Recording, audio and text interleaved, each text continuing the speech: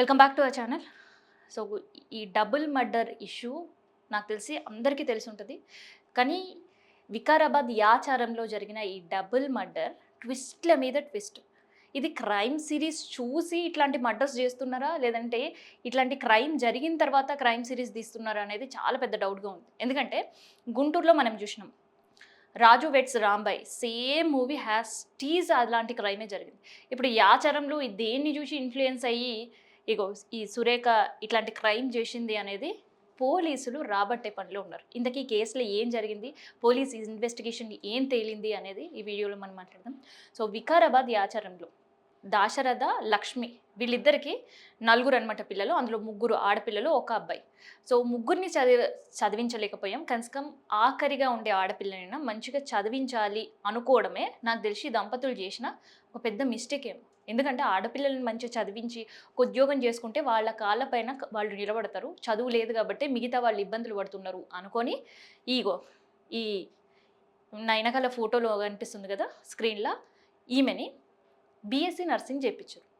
చేపించిన తర్వాత ఈమె బుద్ధి మారింది. ఏకంగా తల్లిదండ్రులనిద్దరిని మత్తు ఇంజెక్షన్ ఇచ్చే చంపే వరకు దిగజారింది. ఇంతకీ ఈమెని ఇంత దిగజార్చే పరిస్థితులు ఎందుకొచ్చాయంటే ఏం రాలే, కొవ్వెక్కొచ్చినాయి అంతే. సో, ఒక అబ్బాయిని లవ్ చేసింది. ఇన్‌స్టాలో ప్రేమాయణం సాగించింది. సో, ఇన్‌స్టా లవ్ కాస్త పెళ్లి వరకొచ్చింది. సో, ఇంట్లో వాళ్ళకి చెప్పడం, ఇంట్లో వాడు ఒప్పుకోకపోవడం. సో, దాదాపు 6 నెలలుగా ఇదే కంటిన్యూ జరుగుతూనే ఉంది. సో, 6 నెలల్లో వద్దన్నారు. ఇంకొక సంవత్సరం ఎదురు చూస్తే ఒప్పుకోకపోయేవాళ్ళ.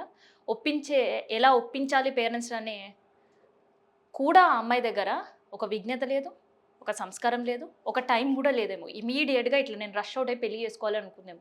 సరే పెళ్లి చేసుకుంటాం. కానీ అత్తారింట్లో ఏదైనా కష్టం వచ్చింది, లేదు అక్కడేమైనా ఇబ్బందొచ్చింది, చెప్పుకోవడానికి మళ్ళీ రావాల్సింది పుట్టిల్లే గదా! మళ్ళీ కావాల్సింది అమ్మ, నాన్నే గదా! ఎవరు పట్టించుకునే పరిస్థితి ఉంటది. ఆ విషయం కూడా మర్చిపోయి ఆ విషయం కూడా మర్చిపోయి ఏదైతే సంగారెడ్డి ప్రైవేట్ హాస్పిటల్‌లో ఒక నర్స్‌గా పనిచేస్తున్న సురేఖ ప్లాన్ యేసుకుంది. ఇంకా అమ్మా, నాన్నని చంపేసేయాలి. వీళ్ళ అడ్డు తొలగించుకొని నేను పెళ్లి చేసుకోవాలి అని.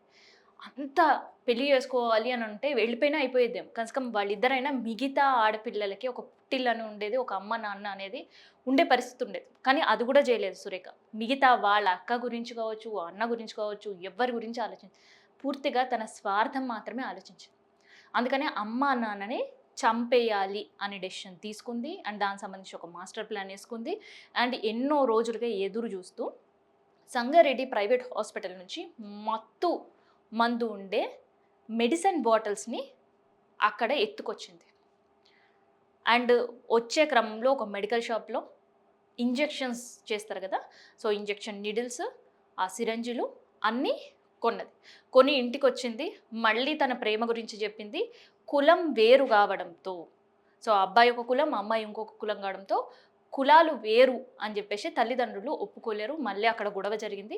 ఇదంతా మనసులో పెట్టుకొని రాత్రి తిన్న తర్వాత ఇది నొప్పుల మందు అంటే పాపం వాళ్ళిద్దరు కూడా పొలానే పని చేసేవాళ్ళు. వాళ్ళిద్దరికి తెలవదు కాబట్టి వాళ్ళ అమ్మకి ఫస్టు ఈ మత్తు ఇంజెక్షన్ ఇచ్చింది. ఓవర్ డోస్ అవ్వడంతో అక్కడనే తల్లడిల్లి వాళ్ళమ్మ చనిపోయింది. సో, వాళ్ళమ్మ చనిపోయిందని నిర్ధారించుకున్న తర్వాత అప్పుడే దాశరథ్ వాళ్ళ నాన్న చలి కాచుకొని బయటికి రావడం, బయట నుంచి లోపలికి రావడం, లోపలికొచ్చిన తర్వాత బిడ్డతోటి మాట్లాడడం, అమ్మకు మందు ఇంజెక్షన్ ఇచ్చిన నొప్పులది. సో, అమ్మ పడుకుంది అని చెప్పడం అండ్ ఇమ్మీడియేట్‌గా అదే ఇంజెక్షన్ మళ్ళీ నాన్నకియ్యడం. అక్కడికే కుప్పకూలి చనిపోయాడు. సో, ఇదంతా మళ్ళీ దీనికొక సెపరేట్ స్టోరీ అల్లి అన్నకి ఇమ్మీడియేట్‌గా ఫోన్ చేయడం. ఫోన్ చేసి నాన్నకి హార్ట్ అటాక్ వచ్చింది. సో, చనిపోయాడు. కుప్పకూలిపోయిండు. ఇదే విషయం మా అమ్మకి చెప్పినాను. షాక్ అయిపోయి కుప్పకూలింది. సీపీఆర్ చేసినాను అమ్మకి. అయినా ప్రయోజనం లేదు. చనిపోయింది అమ్మ అని. సో, ఈ 2 తెలిసిన వాళ్ళ అన్న షాక్ అయ్యిండు. అండ్ ఈ అమ్మాయి ప్రవర్తన గురించి అండ్ ఈ అమ్మాయికి సంబంధించిన వంకర బుద్ధి గురించి వాళ్ళ అన్నకు ఆల్రెడీ తెలుసు. తెలిసి కాబట్టే వీళ్ళిద్దరు చనిపోయినరు అనే ఇన్ఫర్మేషన్ ఇచ్చిన వెంటనే రావడం అండ్ అక్కడ మాట్లాడడం, పోలీస్ స్టేషన్‌లో ఒక కంప్లెయింట్ రైజ్ చేసిండ్రు. అనుమానాస్పదంగా ఉంది మాకు అని. సో, పోలీస్ ఇన్వెస్టిగేషన్‌లో కథంతా బయటపడ్డది. సురేఖ ఏసిన స్కెచ్, ప్లాను అండ్ వాళ్ళ తల్లిదండ్రులను చంపే పరిస్థితులు అండ్ ఈమె క్రిమినల్ బుద్ధి బయటపడ్డది. వంకర బుద్ధి బయటపడ్డది. సో, ఇట్లాంటి సిట్యుయేషన్‌లో బీఎస్సీ నర్సింగ్ చేయించి ఆమె బంగారు భవిష్యత్తు ఉంటది అనుకుంటున్న తల్లిదండ్రులకి బతికే లేకుండా చేసిన బిడ్డ. అయితే ఇప్పుడు పోలీసులు అసలుకి ఇట్లాంటి యాక్షన్ ప్లాన్ అండ్ ఇట్లాంటి ప్లాన్ ఆఫ్ ఐడియా ఈమెకి ఎట్లొచ్చింది? ఎవరైనా ప్రేరేపించిండ్రా? లేదంటే ఏదన్నా క్రైమ్ సిరీస్ చూసిందా? లేదంటే ఎవరైతే ఇన్‌స్టాగ్రామ్‌లో పరిచయమైన ప్రేమాయణం నడిపిన అబ్బాయి ఐడియా ఇచ్చిండా? ఇట్లాంటి కోణంలో గూడా ఇవాళ ఇన్వెస్టిగేషన్ కొనసాగిస్తున్నారు పోలీసులు.